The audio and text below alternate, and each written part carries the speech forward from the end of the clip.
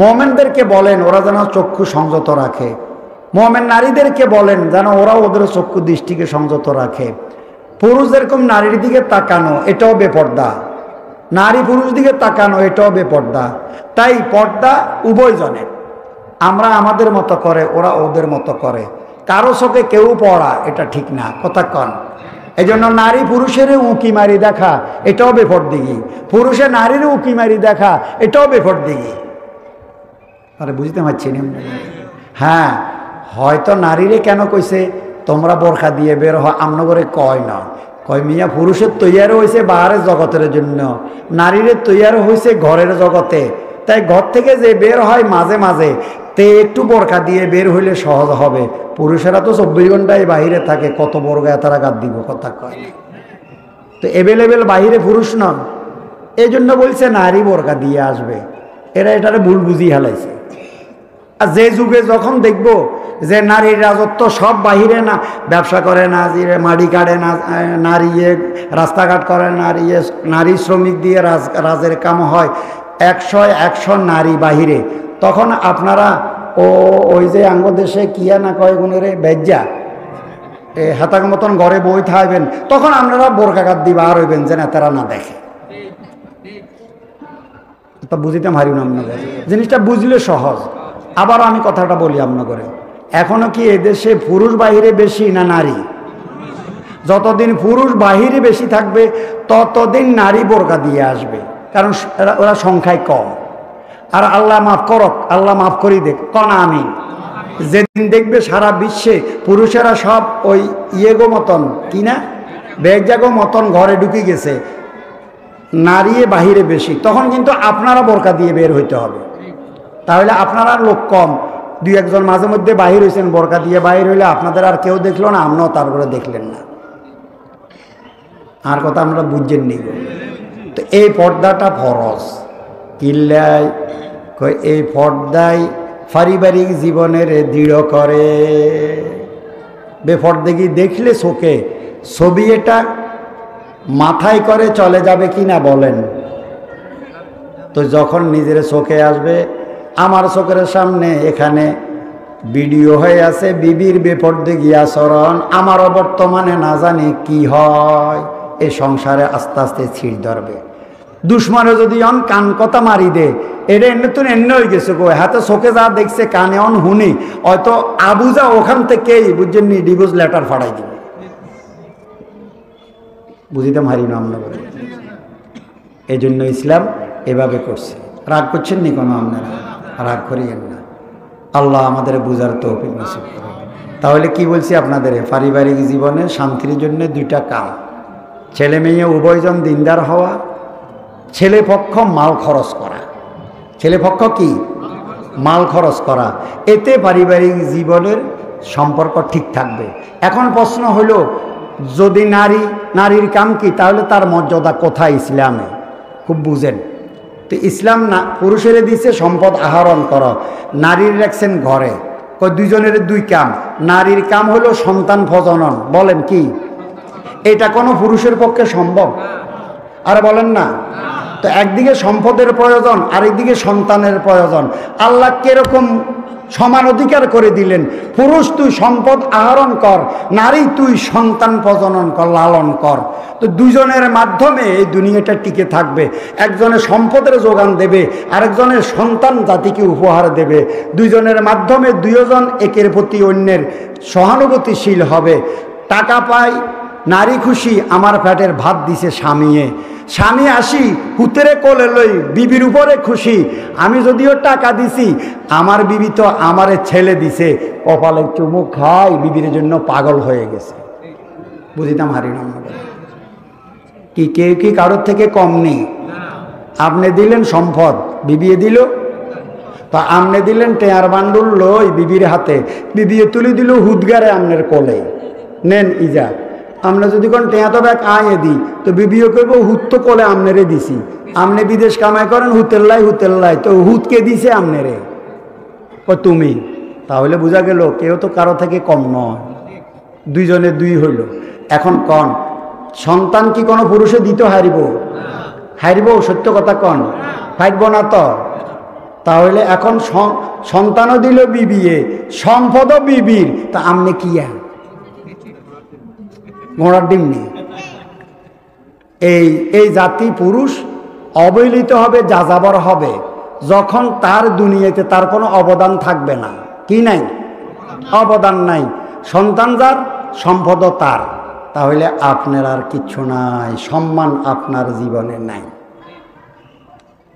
বুঝিতাম হরিনামনগরের কথা এটা। আপনারা কবেন বলে না, তারপরও হইব, আই তো স্বামী, দেখেন হুতে আইছে কতুন, যদি আই না হইতাম, কথা কন না। আপনারা অবাক হবেন কোরআনে আপনাদের কি কইছে।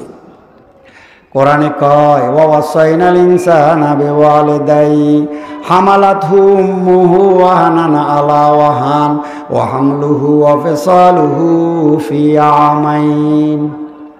অবাক হয়ে যাবেন। আল্লাহ বলেন বাবা মার সাথে, ও সন্তানেরা বাবা মার সাথে তোমরা সদাচরণ করো। কি করো? সদাচরণ করো। তো বাবা মার সাথে সদাচরণ করবা, তো যুক্তি কি? এই যুক্তিটা কি? কথাটা বুঝেন তো। আল্লাহ যুক্তি দেয়, আল্লাহর সব কথা যুক্তিভিত্তিক। তো আল্লাহ বলে বাবা মার সাথে সদাচরণ তুমি করবা। প্রশ্ন হইল কেন আমি বাবা মার সাথে সদাচরণ করব? তো আল্লাহ কয় হামালাতহু উম্মুহু ওয়াহানান আলা ওয়াহান ওয়া হামলুহু ওয়া ফিসালুহু ফি আমাইন। কয় ছেলে শুন, তুই কি ছিলি? কয় না। নিশ্চয় জগতে আসছিস না? আসছি। তো আসলি যেন কার গর্ব হই? কয় মায়ের। কয় আল তুই শুন আমার আল ওয়াজ। আল্লাহ ওয়াজ করে, কয় তোমার মা কষ্টের উপরে কষ্ট উঠাইছে। এক হইল গর্ভে ধারণের কষ্ট, দ্বিতীয় হইল প্রসব করার কষ্ট। তো যে জাল্লায় কষ্ট করে তার থেকে কিছু পাওয়ার দাবি রাখে না। যুক্তিটা বুঝছেননি? মাই কষ্টের উপরে কষ্ট করছে। হামালাতহু উম্মুহু, উম্মু মানে সন্তানের মা। মাই কষ্টের উপরে কষ্ট করছে। এক কষ্ট গর্ভে ধারণ, গর্ভে ধারণের কষ্ট কি কম না বেশি? দুই প্রসবকরণ, প্রসবের কষ্ট কত বেশি মায়ের? আল্লাহ বলে এই দুই কষ্ট। এরপরে আরো একটা কষ্ট, কষ্টের পরে তো তোরে মারি ফেলাইবার কথা, মারে নয়। ওয়া হামলুহু ওয়া ফিসালুহু ফি আমাইন। তোর মা 2 বছর রক্ত চোষা দুধ খাওয়াই তোরে লালন করছে, খাওয়াইছে, খাওয়াই নয়? তো কষ্টের পরে কি তে তোর কাছে কিছু পাওয়ার দাবি রাখে না? বলেন না, যুক্তি কর না। আচ্ছা ঠিক আছে, তো মায়ের যখন এত কষ্ট করছে, তো মার তো আমার থেকে পাওয়ার দাবি রাখে, তো আর বাপের কিয়া? বাপে কিচ্ছে? কথাগুলো বুঝেন। এই বাপে কি গর্ভধারণ করছে নি? প্রসব করছে নি? 2 বছর দুধ খাওয়াইছে নি, রক্ত? তো বাপের কিয়া? বাপের তো কিচ্ছু নাই। না আপনি কইবেন একদিনকে আমরা 2 জনে আনন্দ করছি, হেসুবা দেয় না সন্তান আছে। এটা তো কষ্ট নয়, এটা তো তোর গভীর রজনীতে আনন্দ। তো আনন্দের বিনিময়ে বুঝি অনুদান পায়, তাহলে তো আপনি কিচ্ছু পাইলেন না। আবার হেটার কোনো প্রমাণও নাই, কথা কন না। গর্বেরটা প্রমাণ আছে, প্রসবেরটা প্রমাণ আছে, দুধ খাওয়াইছে প্রমাণ আছে, সাক্ষী আছে। আপনি যে গভীর রজনীতে মিলছেন এটার কোনো প্রমাণও নাই। খুব বুঝেন কথাটা। হায় হায়, ইসলাম কি কইছে। এখন আপনার সন্তানের উপরে কোনো অবদান নাই, সব মায়ের অবদান। কার অবদান? যে হাসপাতালে জন্ম হয়েছে সেখানে রেজিস্ট্রিতে মা আছে, আপনি নাই। এই জন্য ইসলাম কয় রে স্বামী, তোর একটাই অবদান ছেলের উপরে, সেটা হইল তোর মাল খরচ করন। এখন যখন আপনি মাল খরচ করছেন, দুধ খাইছে মার, ভাত খাওয়াইছেন আমনে, তো আমনে কোন দুধ তো খাইছ তোমার, তোর মারে ভাত খাওয়াইছে কে? ভাত খাওয়াইছে আর আব্বাই। তো আই ভাত খাওয়ানে না, তোর মার বুকে দুধ হয়েছে, দুধে গেন তুই খাইছ, এই জন্য আই বাপের তুই কদম বুসি করতে হবে। আর কথা বুঝেননি মিয়া, কথা কন না। হায় হায় হায়, এই স্বামীর হেডমে হয়েছে বিবির জন্য খরচ করো। এই খরচের সুবাদে বাবা হয়, এই খরচের সুবাদে স্বামী থাকে, এই খরচের সুবাদে নেতা থাকে। এই খরচ যদি স্বামীর খাত থেকে সরে যায় তাহলে স্বামীর আর কোনো মূল্য নাই। আমি স্থানীয় মানুষদের স্থানীয়ভাবে কিছু কথা কইছি, রাগ করছেন নি কেন? এই জন্য ইসলামে কইছে রে খরপোশ স্বামীর গাড়ে দে, তাহলে তুই স্বামী হিসাবে বাঁচি থাকতে পারবি, সন্তানের বাবা হিসাবে গর্বিত হবি। তা না হলে একক সব ওদের হয়ে যাবে, তোর মূল্য সমাজে 4 পয়সাও থাকবে না, না তোর বিবির কাছে 4 পয়সার মূল্য হবে, না সন্তানের কাছে তোর 4 পয়সার শ্রদ্ধা থাকবে। আর কথা কোন বুঝছেননি? তাহলে 2 কাম করবো, পরিবারে শান্তি পাবো। কথা বুঝে আছে তো? মনে রাখবেন নি? বাবা আছে শেষ হয়েছে, শেষ করে আর 5 মিনিট কইতাম নি, কই ক্ষতি কি? কোরআনের কথা অসুবিধা কি? 5 মিনিট 1 মিনিট কইলেও লাভ। এটা আলহামদুলিল্লাহ। তাহলে দেখেন, এই একটা প্রসঙ্গ শেষ করে দিলাম। কথা কন, বুঝছেন নি আপনারা? বুঝছেন তো? বুঝছেন তো? আর আরেকটা প্রসঙ্গ কই, কথা তুলছিলাম, অনেক কিছুতে আমরা খুশি হই কিন্তু সুখী হইতে, যেমন বিবাহের সময় খুশি হই, সুখী হই না। আশা করি একটু তো বুঝছেন, খুশির পরে সুখী হইতে পারি যদি ধর্ম পালন করি। ধর্মের বাহিরে গেলে খুশি হওয়া যাবে, সুখী হওয়া, সংসার টিকানো যাবে না, সন্তানের বাপ হইও লাভ হবে না। এখন আসেন, জরুর যে কথাটা এখন, সেটা হইল সন্তান পাইলে সবাই খুশি না? রাজা রাজপুত্র পাইলে যত খুশি আমরা, গরিব মানুষ ডেরা বাসায় সন্তান পাইলে তার চেয়ে কম না আরো বেশি? আরো বেশি। রাজা রাজপুত্র হয়েছে বলি মিষ্টি খাওয়াইছে, এই শেষ, আমরা তো উতলই নাচিও। এখন প্রশ্ন হইল, খুশি সবাই হয়, সুখী হয় না কেন? এই দত্তরাটের আশেপাশেও কিছু বাবা পাওয়া যাবে যারা এই কথা বলে বেড়ায়, এমন সন্তান বাবা হওয়ার চেয়ে আমার নিঃসন্তান থাকা ভালো ছিল। তাহলে এই কথা কি বুঝতে হয় না? তো যে জিনিস দিয়ে আল্লাহ আমারে খুশি করল, সেই জিনিস নিয়ে আমি সুখী হইলাম না কেন? কইবনি আপনাকে দিয়ান কথা? হ্যাঁ, তাহলে শুনেন। তো আল্লাহ বলে, ওয়ামুর আলাকা বিসসালাহ ওয়াসতাবির আলাইহা লা নাসআলুকা রিজকান নাহনু নারযুকুকা ওয়ালা আকিবাতুল লিত্তাকওয়া। প্রথমে কইছি জান্নাতে মেহমান, আমরা এখানে গোলাম। আল্লাহ আমরে গোলামিল্লাই দুনিয়াতে প্রেরণ করছে, তাই গোলামি ধরেন সব আসান হয়ে যাবে। তা আল্লাহ এই আয়াতে বলে, হে রাসূল, আপনার অধীনস্থ পরিবারস্থ যারা আছে তাদেরকে আপনি নামাজের আদেশ দেন আর নিজে নামাজ কায়েম করুন। উম্মতের যত অভিভাবক আছে তাদের এই 2টা দায়িত্ব বুঝিয়ে দেন। এক, তারা নামাজ পড়বে, দ্বিতীয় সন্তানের নামাজি বানাবে। অধীনস্থ লোকের কি বানাবে?